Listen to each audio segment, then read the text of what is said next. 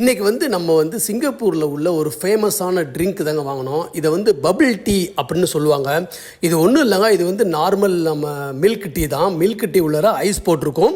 அப்புறம் முக்கியமாக அந்த பபிள்ஸ் போட்டிருப்பாங்க. இது பபிள்ஸ்னால் ஜவ்வரிசி.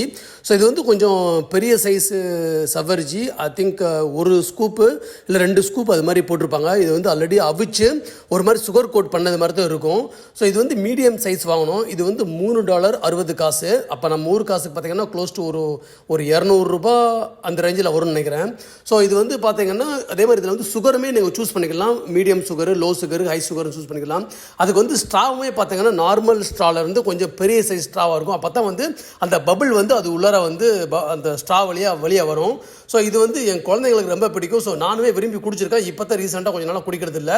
ஸோ கொஞ்சம் பில்லை வாங்கினா அதை வாங்கி நான் கொஞ்சம் டேஸ்ட் பண்ணேன். ஸோ ரொம்ப நாளைக்கு அப்புறம் குடிச்ச அனுபவம் ரொம்ப சிறப்பாக இருந்துச்சுங்க. நீங்கள் ட்ரை பண்ணியிருந்தா சொல்லுங்கள் எப்படி இருக்குன்னு.